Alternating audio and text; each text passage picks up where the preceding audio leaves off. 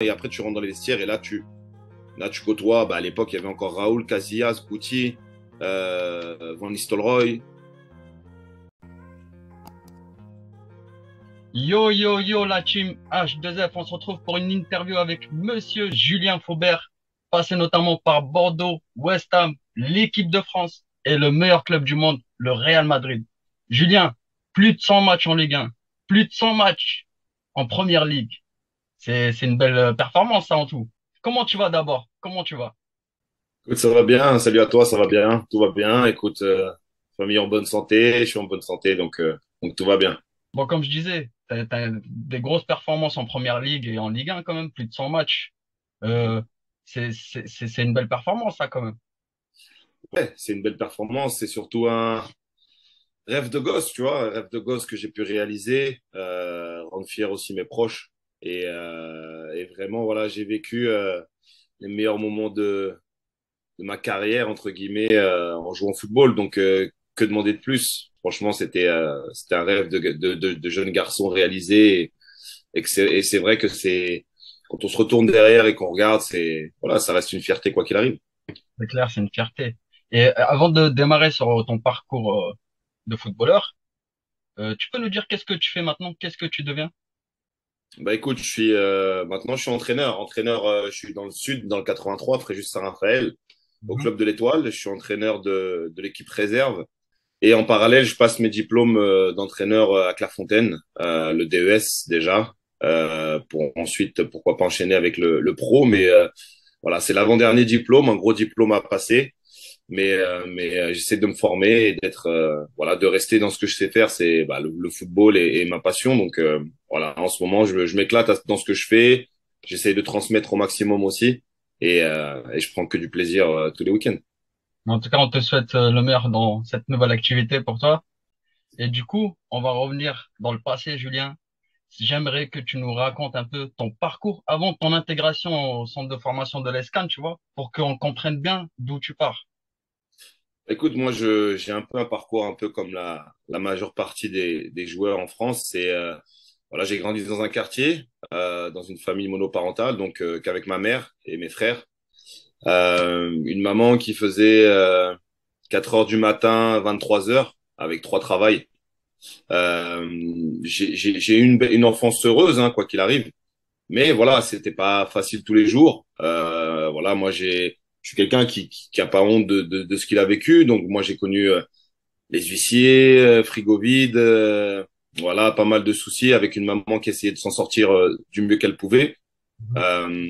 Voilà, j'ai eu une enfance heureuse avec voilà, la fierté de ma mère, c'est qu'on n'a pas eu de démêlé avec la justice parce que bah quand on grandit dans un quartier, c'est assez facile.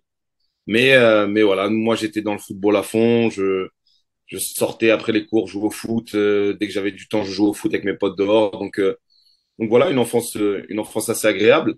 Et je jouais dans un club de quartier chez moi où il y a pas mal de joueurs qui sont sortis professionnels d'ailleurs. D'où? Mais on a tout, du Havre. Moi, je suis Ah, du quartier du Havre. oui, oui. Voilà, c'est un club qui s'appelle le SC Frileuse où on peut compter Mamadou Niang, Souleymane Diawara, Charles Nzobia. Voilà, Oui. on est pas mal à être sortis de là-bas et voilà, on savait ce que c'était la misère et on voulait pas s'en sortir financièrement pour le football, mais déjà rêver, voilà, faire du foot pour la passion, faire du foot pour passer à la télé, pour rendre fier sa famille. Donc c'est un peu mon parcours. Ensuite, j'ai commencé à faire les sélections pour participer aux équipes de région et j'ai fait partie de l'équipe de Normandie. Et de là, j'ai eu pas mal d'appels de centres de formation.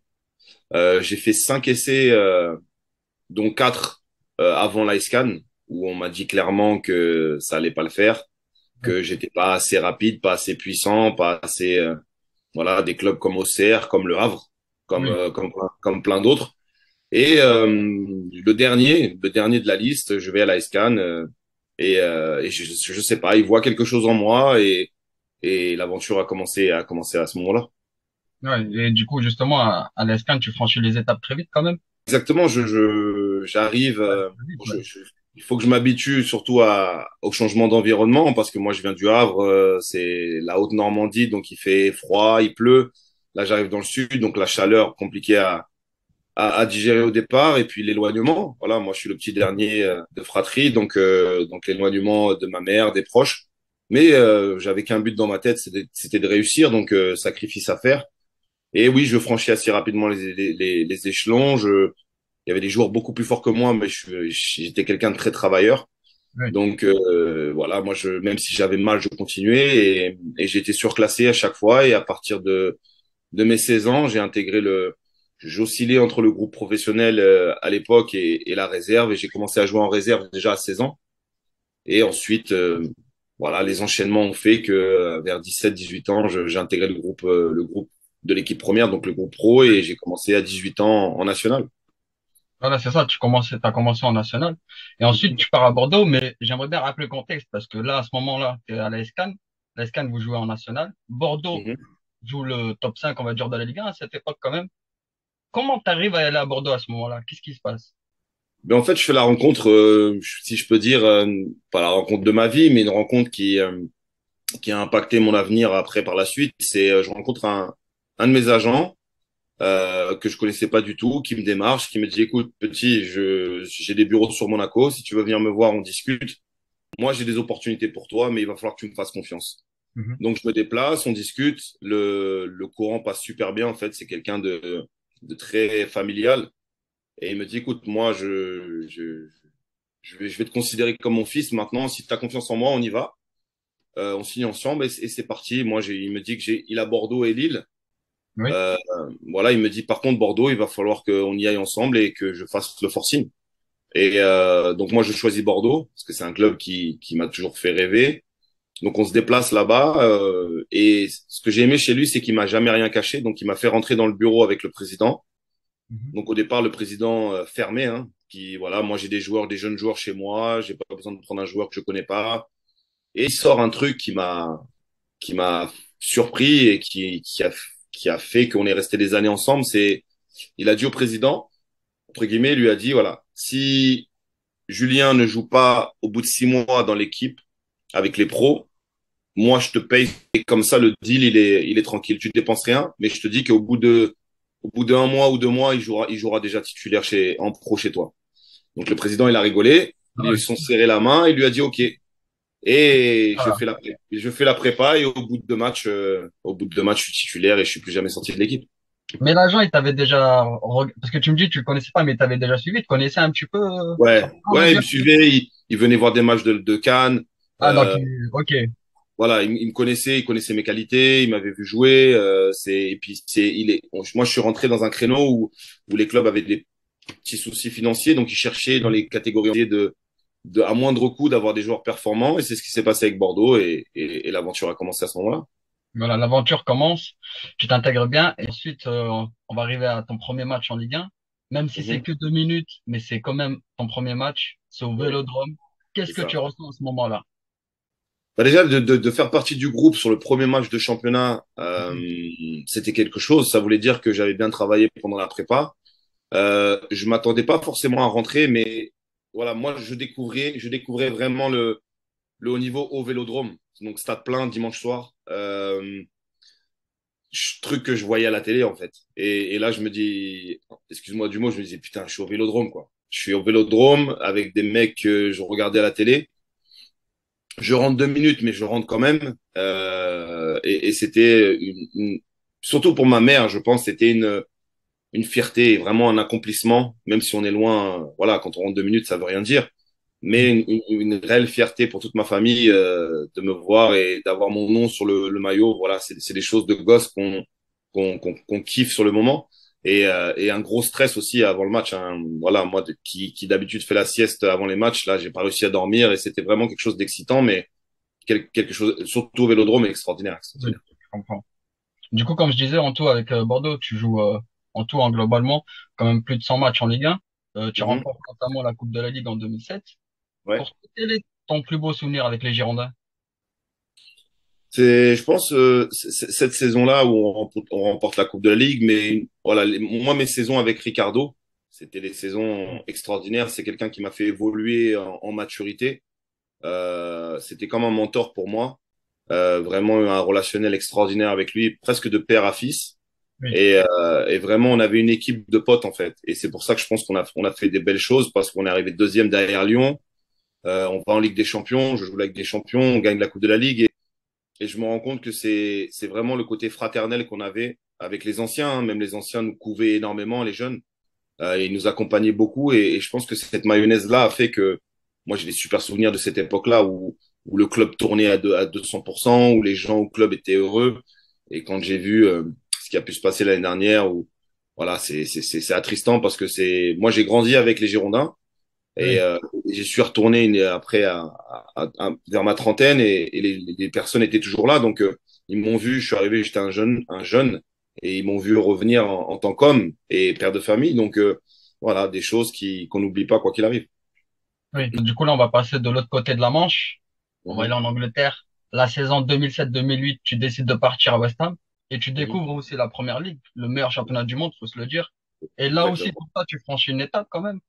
Comment Oui. se passe ton arrivée à West Ham? Écoute, elle se passe super bien. Comment te dire, voilà, pour un peu montrer ma mentalité, ce soir, je suis partagé, par exemple, entre la Oui. France et l'Angleterre. On va en Parce parler à que, la fin. voilà, T'inquiète. parce que Là, c'est chaud.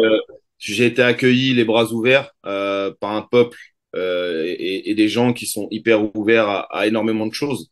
Et vraiment, je suis arrivé dans un club qui était, que ce soit les supporters, la direction ou autre, le coach, où j'étais dans les meilleures conditions. Bon, malheureusement, je me blesse très tôt.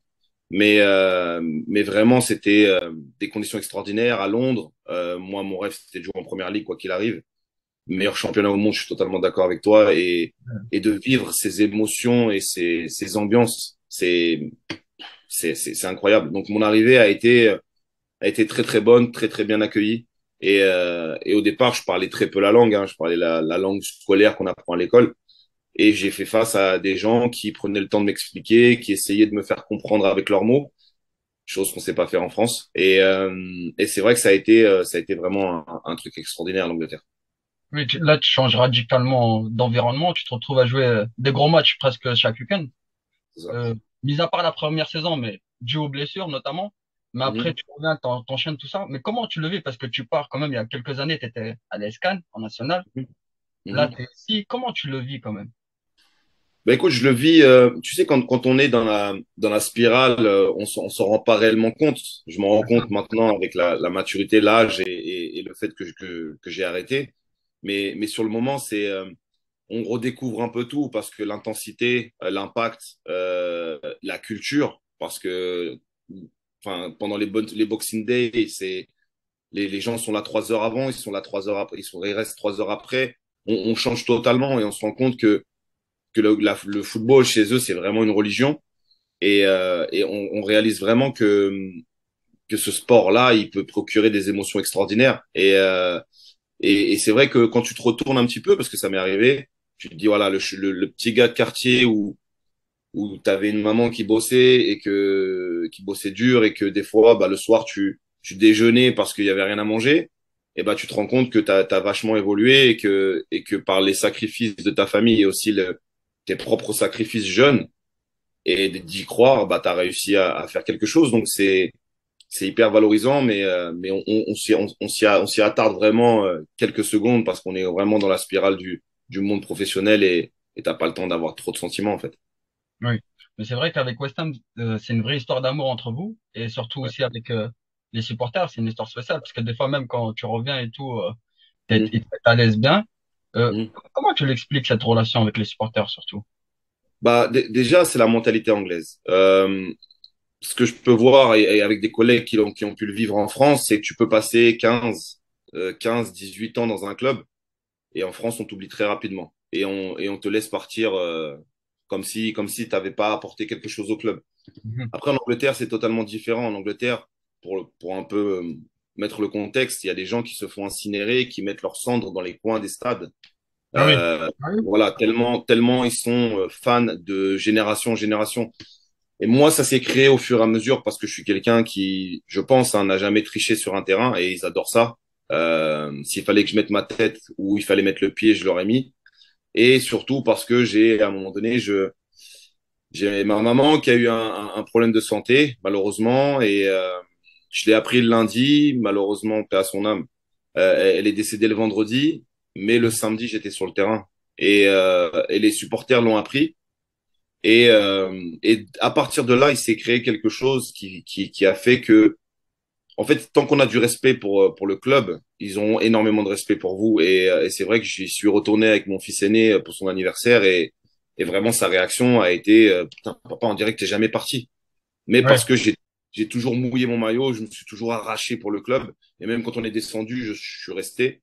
Donc, parce que j'avais une appartenance extraordinaire avec ses supporters, c'est sûr. C'est vrai que les supporters, ils vivent le foot d'un niveau émotionnel multiplié, différent des autres. Mhm. Euh, du coup, on va passer au Real de Madrid. Mais avant de finir sur West Ham, quand même, on l'a dit, plus de 100 matchs en première ligue. Euh, Mhm. West Ham, c'est quelque chose maintenant. Et c'est quand même une belle performance pour toi. Mais ensuite, je vais te dire, arrive le dernier jour du mercato. On est en janvier 2009. Tu reçois un coup de fil du Real de Madrid et tu raccroches au nez. C'est vrai cette histoire? Ouais, c'est pas réellement raccrochonné, mais j'ai un peu rembarré le gars parce qu'il m'appelle, il y a un Français qui m'appelle, qui me dit au téléphone. Moi, j'étais dans le bus pour partir à jouer à l'extérieur à Fulham. Et il me dit, oui, je suis représentant du Real Madrid en France. Voilà, on m'a contacté pour qu'on parle la même langue, mais le club est intéressé. On a besoin que tu sois à l'aéroport après ton match. Et moi, je coupe tout de suite. Je lui dis, écoute, j'ai pas le temps. Là, je vais jouer un match. T'as qu'à appeler mon agent. Moi, j'ai pas le temps pour tes trucs. Et je raccroche. Donc, je coupe mon téléphone. On part, on joue. Je fais un super match. On gagne. Et au moment où j'allume mon téléphone, là, je dois avoir 40 messages, au moins 10 messages vocaux de mon agent qui me dit rappelle-moi, rappelle-moi, c'est urgent, rappelle-moi. Donc je le rappelle, je dis ouais. Bon, après, moi, je lui parlais comme ça, c'est vraiment un pote. Je dis ouais, frérot, qu'est-ce qui se passe? Il me dit non, mais t'as reçu un coup de fil. Je dis ouais, j'ai reçu un coup de fil, mais c'était, voilà, c'est un mec, tu sais, les subordonnés des subordonnés, voilà. Il me dit non, non, c'est sérieux. Là, je vais prendre l'avion de Marseille, je vais à Heathrow, donc c'est l'aéroport à Londres. Il me dit faut que tu rentres chez toi, tu prends tes affaires, faut que tu me rejoignes là-bas. Ils nous attendent là-bas. Et là, je suis rentré chez moi à 2000 et j'ai pris mes affaires. On est parti là-bas. Donc eux, ils étaient partis sur un prêt. Donc West Ham était OK au départ. Mais quand West Ham a su quel club c'était, Oui. ils ont demandé de l'argent. Et ça s'est fini où c'était un prêt payant à 1 million d'euros. Et dans les dernières heures du mercato, on signe et le lendemain matin, je prends le jet pour aller à Madrid faire la visite médicale et c'était parti. Ah, ça allait très vite. Ouais, ouais. Mais avec tes coéquipiers à West Ham, comment ils l'ont pris? Parce que là, d'un coup, tu changes de dimension, tu vois. Tu leur Ouais. dis, ils te disent quoi? Ils te chambrent, ils te disent non, Ouais. c'est pas vrai, tranquille. En fait, même après ça, j'ai pas eu le temps de les voir, en fait. Parce que Ah quand ouais, je suis ouais. parti faire la visite médicale, je suis resté tout de suite là-bas. Donc, j'ai pas eu le temps de les voir, je les ai eu au téléphone. Mais c'est vrai que le retour, quand je suis revenu du prêt à West Ham, c'est vrai que c'était différent. On me chambrait pas mal en disant, voilà, on a un galactique avec nous, machin, nanana. Donc, les Anglais sont très taquins, donc on rigolait beaucoup. Mais c'est vrai que j'avais énormément de questions, et j'en ai toujours d'ailleurs, sur la vie à l'intérieur de ce club. Et, Ah, euh, et c'est vraiment le plus grand club au monde dans la prise en charge du joueur, dans les infrastructures, dans tout en fait. Et on ne pense à rien à part le football. Donc c'était vraiment extraordinaire de vivre ça. Et j'ai mon meilleur ami depuis 20 ans, plus de 20 ans, 25 ans, qui est resté avec moi les 6 mois que j'étais là-bas parce que lui, ah il ouais. était ouais, lui, c'est un fan du Real et il était dans un rêve. Et c'est vrai il me disait, frérot, on regardait le film Goal à l'époque. Et il me Ouais, je disait, m'en souviens. voilà, il me disait, on y est, on y est. Je dis, ouais, on y est. Mais voilà, maintenant, il faut essayer d'exister. Bon, on m'a pas trop fait confiance, mais j'ai énormément appris et j'ai énormément progressé au contact de joueurs mondiaux, de classe mondiale. Donc, vraiment un super souvenir d'avoir pu vivre ça. Pour toi, à quel moment tu réalises vraiment que ça y est, t'es un joueur du Real de Madrid? C'est quand tu rentres dans les vestiaires, c'est à quel moment vraiment tu te dis ça y est? Bah déjà à la signature, parce qu'à la signature, tu montes dans le bureau, tu vois l'impact un peu du club parce que tu as les maillots de Guti, de Casillas et de Raoul à accrocher. C'est les seuls maillots. À l'époque, c'était Mijatovic qui me dit ouais, bienvenue à la Casablanca. Mhm. Derrière, tu arrives au centre d'entraînement, tu réalises que c'est un truc de malade, le centre d'entraînement, et après tu rentres dans les vestiaires et là, Là, tu côtoies, bah, à l'époque, il y avait encore Raoul, Casillas, Guti, Van Nistelrooy. Et là, tu te dis, ouais, ok, là, moi, je comparais ça au niveau un peu de l'équipe de France. Et tu te rends compte et tu te dis, ouais. Et dès que tu mets un pied sur le terrain, par contre, tu te rends compte de la qualité surtout. Parce Ouais. moi, j'ai vu faire des conservations sur un terrain. Donc, on a deux équipes contre une avec un ballon. Et il n'y avait qu'un seul ballon. Et le ballon, il n'est jamais sorti.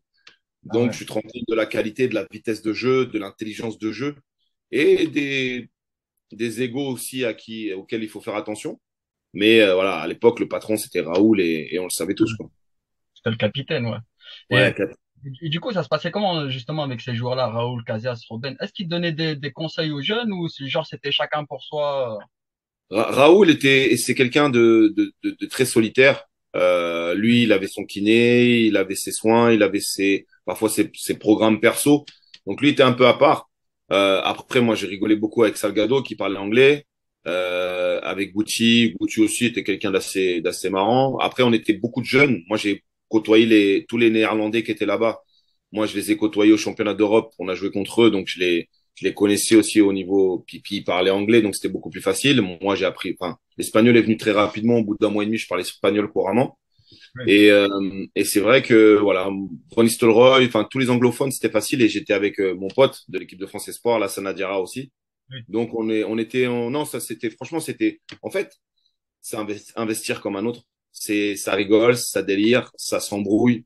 Voilà, c'est investir comme un autre. Sauf que, voilà, c'est pas les mêmes joueurs, tout simplement. Comme tu dis, c'est pas les mêmes joueurs, il y a beaucoup de talent. Pour toi, Mhm. c'est lequel qui avait le plus, le talent qui t'a le plus marqué, on va dire? Pour moi, c'est Guti. Guti, Ah ouais. c'était la vision de jeu extraordinaire.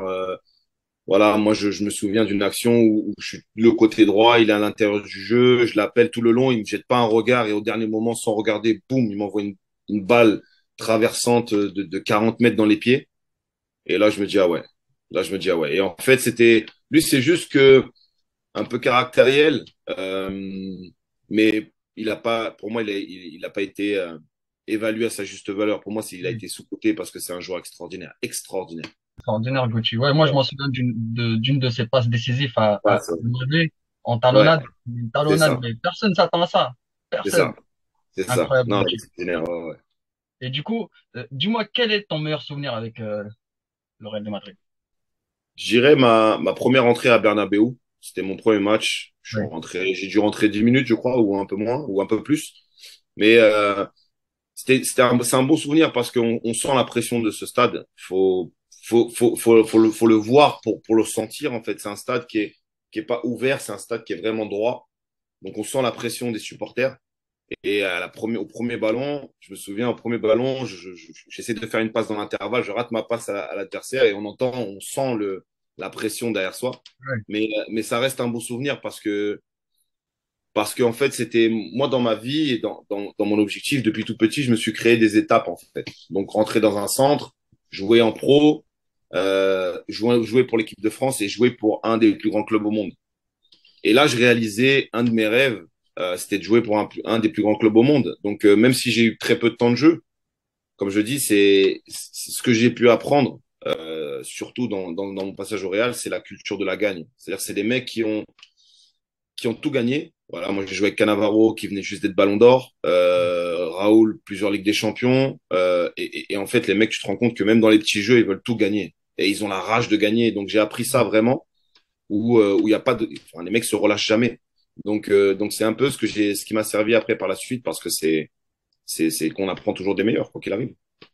En plus, toi, au moment où tu arrives, tu es en concurrence avec Ariane Robben. Sauf qu'à ce moment-là, Robben, il est en feu, il pète tout. Ouais. euh, et c'est dur de se faire une place dans l'effectif à ce moment-là. Mais quand même, tu Oui. goûtes à ce rêve. Mhm. Oui, après, comme je dis, même sur le moment, avec le recul et même sur le moment, tu te rends compte que le gars, parce quand je suis arrivé, on était à 12 points derrière le Barça. Donc deuxième. On finit à 2 points derrière le Barça. Et c'est vrai que Robben, à cette époque-là, il était injouable. C'est-à-dire que c'est lui qui menait l'équipe, c'est lui qui amenait le danger, c'est lui qui faisait la différence. Donc, on ne peut que constater et respecter ça. Après, pour moi, à l'époque, il n'y avait pas de comparaison à avoir. Il fallait juste que je bosse et quand on faisait appel à moi, il fallait que je sois prêt.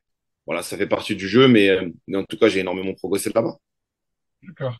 Après, cette expérience magique du Real de Madrid. On va passer maintenant à la sélection nationale. Mais avant, j'aimerais que tu nous partages un peu tes souvenirs avec les espoirs, et notamment le parcours à l'Euro et cette demi-finale contre les Pays-Bas. J'aimerais Mhm. un petit peu avoir tes souvenirs de ça.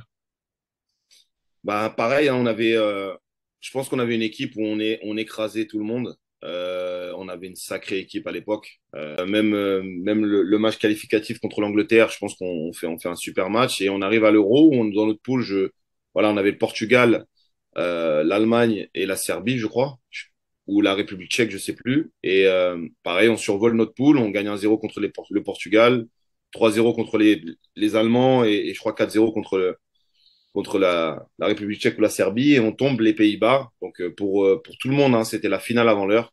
Donc on Oui. tombe les Pays-Bas en demi, on entame très mal la demi, donc on prend un but, deux buts, donc on perd 2-0 à la mi-temps.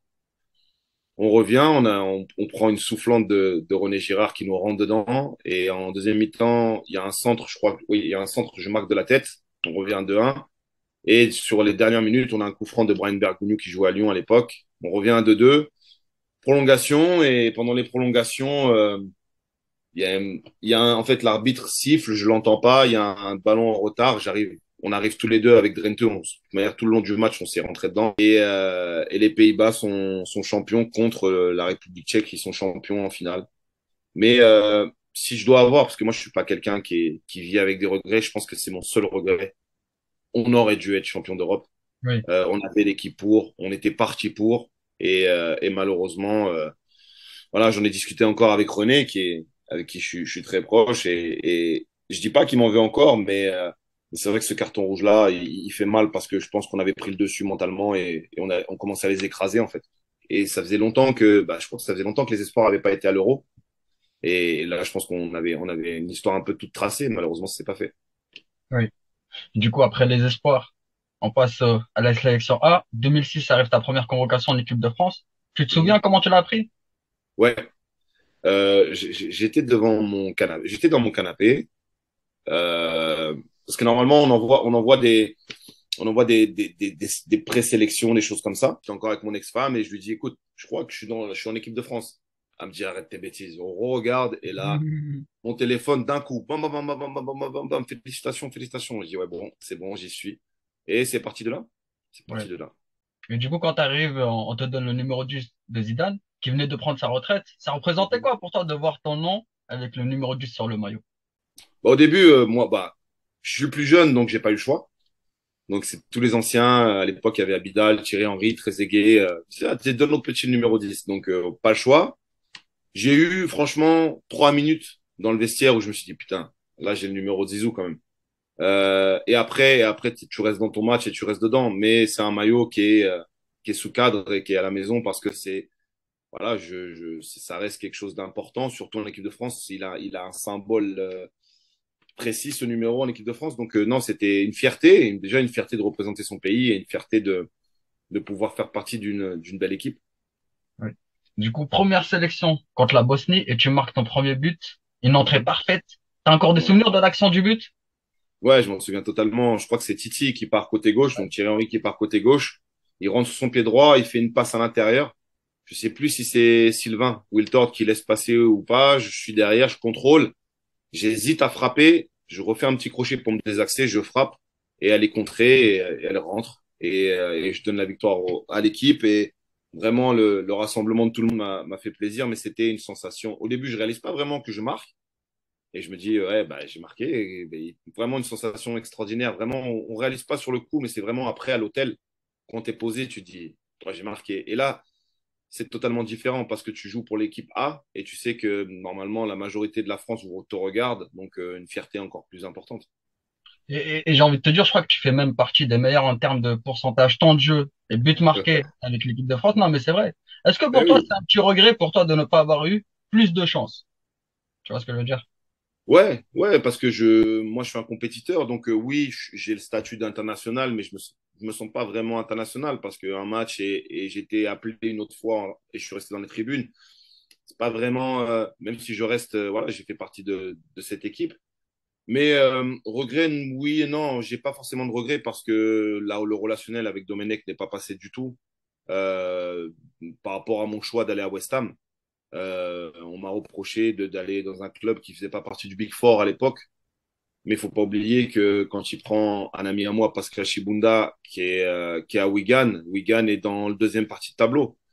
Donc c'est deux poids, deux mesures. Maintenant, ça fait partie du football.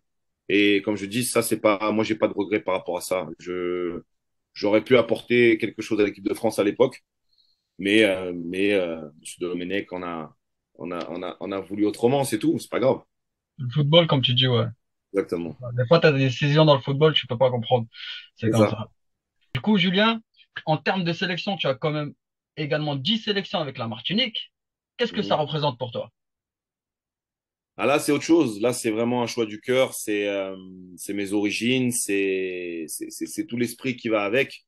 Voilà, les Martiniquais, on est un peuple qui venons, qui avons été créés par l'esclavage. Donc, il y a une grosse identité de l'équipe nationale par rapport à ça, où on se bat vraiment pour notre île. Et c'est une fierté d'avoir représenté mon pays, qui fait partie aussi de la France, mais ça reste, on dissocie bien les deux parce que parfois on est laissé à l'abandon. Mais vraiment une fierté aussi pour ma famille qui vit là-bas, parce que là-bas, on chérit plus l'équipe de la Martinique que l'équipe de France, parce qu'on a cette identité et cette souffrance qui reste passée, hein, mais Mhm. elle fait partie de notre histoire. Donc c'est voilà, une fierté pour moi d'avoir pu représenter la Martinique, ça c'est sûr. D'accord. Bon, bah, voilà, Julien, ça va être ma dernière question. Actuellement, en vue au rythme de la Coupe du Monde, on est à l'étape des quarts de finale, là, tu vois. Pour toi, quel est ton favori pour la victoire finale? Et je veux ton avis, ton opinion sur le match de ce soir parce que ça te concerne à France-Angleterre. Mon favori, je vois bien l'équipe de France, où j'espère surtout parce que j'ai pas mal d'accroches avec le Maroc, que le Maroc aille le plus loin possible. Il le mérite parce qu'il joue au foot avec le cœur, et ça, faut pas l'oublier. Et il y a une identité aussi qui est importante, et je pense qu'il y a beaucoup de gens qui sont derrière eux, donc j'espère qu'ils iront loin. Je vois peut-être la France, et pour ce soir, mon cœur Oui, est partagé parce que j'ai été énormément soutenu par l'Angleterre quand j'ai signé au Real, et énormément critiqué par mon pays, qui est la France. c'est vrai. Donc, en sachant que j'ai un de mes fils qui est né en Angleterre, qui lui est Match pour nul, là. voilà, match nul, et que le meilleur gagne. Mais en tout cas, voilà, si je dois me prononcer, j'espère que les Marocains passeront, ça c'est le plus important. Ouais, on est d'accord. Voilà, voilà. Ok, ça marche. Bon, bah, je te remercie. Merci beaucoup, Merci Julien. à C'était toi. un plaisir de faire cette interview avec toi. En tout cas, je te Plaisir souhaite le meilleur partagé. pour ta vie de coach maintenant. Espérons te retrouver dans les clubs de Ligue 1. Pourquoi pas? Inch'Allah, un Inch'Allah, jour. merci. Merci beaucoup, Ciao, merci à Julien. toi. Ciao. Ciao, ciao. Merci Ciao, beaucoup. ciao, ciao.